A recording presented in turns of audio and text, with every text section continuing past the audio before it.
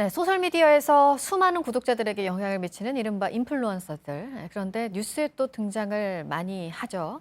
구독자들에게 피해를 주는 사례들 때문입니다. 박지훈 변호사와 얘기해 보도록 하겠습니다.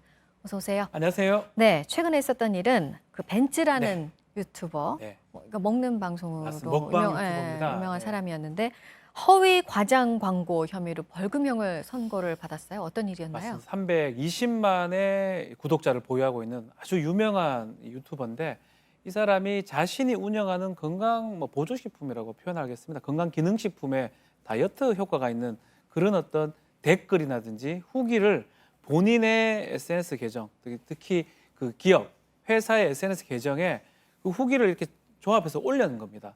이거 먹으니까 몇 킬로가 빠진다.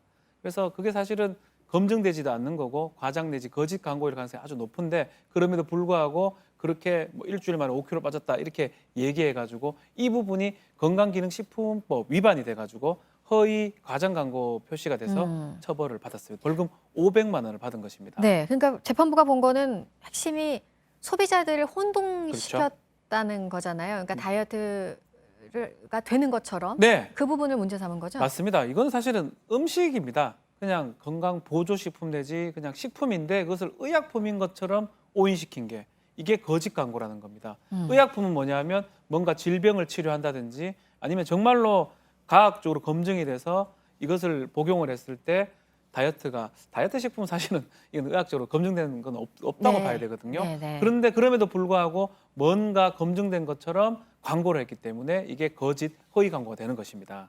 근데 이 벤츠 측에서는 해명을 한 게 실제 제품 사용자들이 쓴 후기를 토대로 그 영상을 네. 만든 거다. 근데 이거는 받아들여지지 않은 건가요? 만약에 댓글 사용자들을 처벌할 수는 없을 거예요.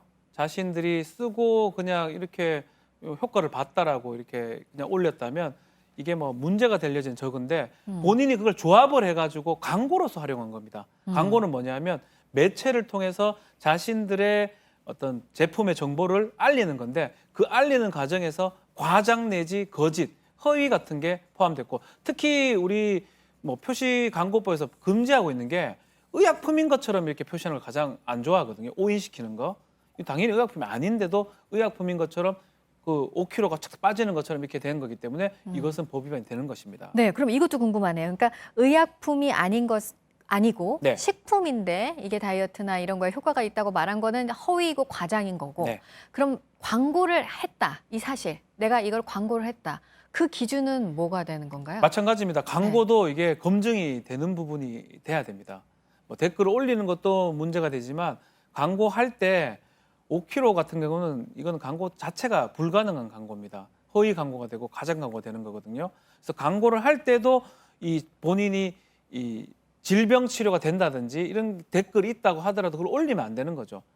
그는 본인이 그냥 댓글에서 SNS에서 표현하는 건 괜찮지만 광고의 수단으로서 그것을 취합을 해가지고 남기는 거는 이거 자체가 법 위반의 소지가 상당히 높고요. 왜냐하면 이 소비자들이 우려할 수 있는 겁니다. 식품인데 당연히 의약품으로 혼동할 수 있기 때문에 그렇게 혼동시킨다면 처벌을 하겠다라는 게 이제 표시 광고법이거든요. 네. 그러면 그 표시 광고법을 피하려고 여러 편법들도 쓸 것 같아요. 그러니까 직접적으로 말은 그렇죠. 안 하는데 이것도 역시 소비자들이 좀 혼동을 할 수 있도록 다른 표현이지만 결국은 맞습니다. 그인 것 같은 그런 표현을 쓴다든가 해서요. 네, 어쩌면 이 벤츠 사건이 아마 지금 SNS 아주 영향을 끼치는 사람들, 인플루언서라고 표현하는데 이 사람들 중에 처벌 거의 첫 사례 같아요.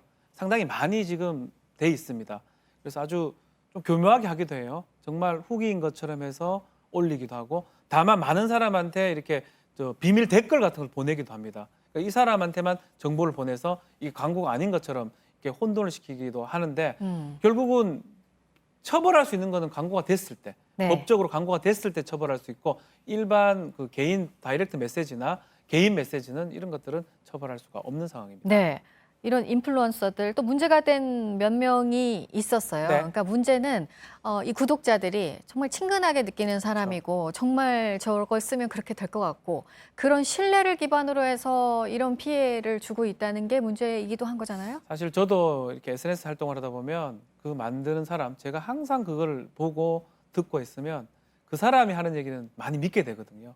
뭐 그런 것들을 이용하는 것 같아요. 나를 믿는 사람이 수백만 명, 수십만 명 있기 때문에 그 믿음을 이용해서 마케팅에 이용하는 거거든요.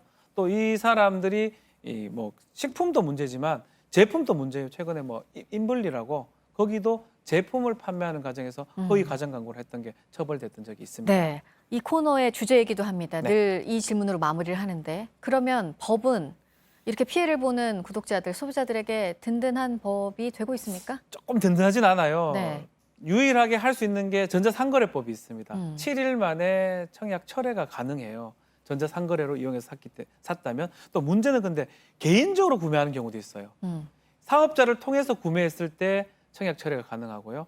아직까지 법이 든든하지 못합니다. 이 SNS가 광범위하게 퍼지고 있는데 전자상거래 관련된 법은 예전에 있던 법들이고 그 법들이 조금 강화가 돼가지고 처벌 규정도 좀 신설이 되고 보호 규정도 신설이 돼야 되는데 그게 좀 부족합니다. 그러니까 소비자들에 대해서 구제를 해주는 법도 마련이 돼 있어야 네. 되고 또 한편으로는 이런 인플루언서에 대해서 관리 감독을 그렇죠. 하는 법도 마련이 돼야 될 텐데요. 어쩌면 뭐 방송통신위원회 뭐 지금 할 수는 없지만 어떤 그런 기구가 좀 필요할 것 같아요. 이 광범위하게 퍼지고 있는데 이것을 심의하거나 이것에 대해서 적당하게 가고 있는지 이것을 조치할 수 있는 기구가 지금 없기 때문에 네. 한편으로는 좀 문제가 되고 있습니다. 알겠습니다. 박지훈 변호사와 얘기해봤습니다. 잘 들었습니다. 감사합니다.